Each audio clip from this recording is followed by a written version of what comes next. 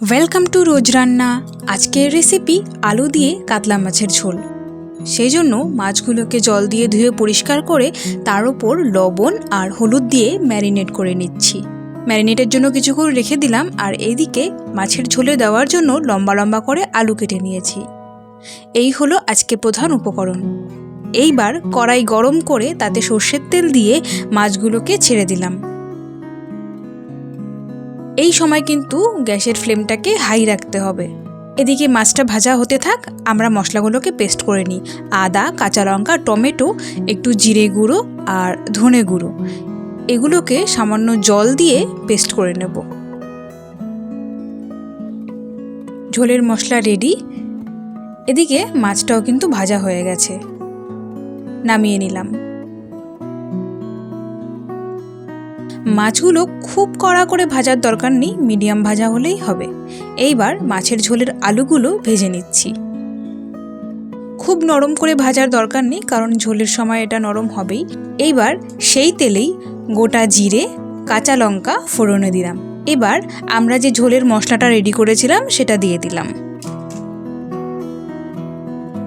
একটু কাশ্মীরি লাল মির্চ দিলাম, রঙটা খুব ভালো হবে।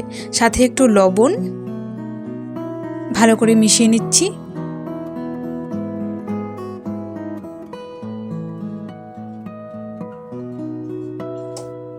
একটু হলুদ গুঁড়ো দিয়ে দিলাম, এতেও রঙটা খুব ভালো আসবে। এবার ভেজে রাখা আলুগুলো মশলার সাথে মিশিয়ে নিচ্ছি। এইবার ঝোলের জন্য প্রয়োজন মতো জল দিয়ে দিলাম।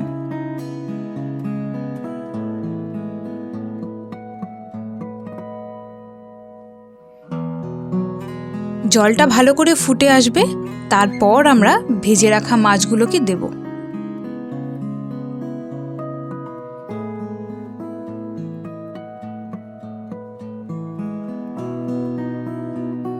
মাছের সাথে ঝোলটাকে ভালোভাবে ফুটিয়ে নিতে হবে, তাতে মাছের ভেতরেও মশলার সুন্দর ফ্লেভার আসবে।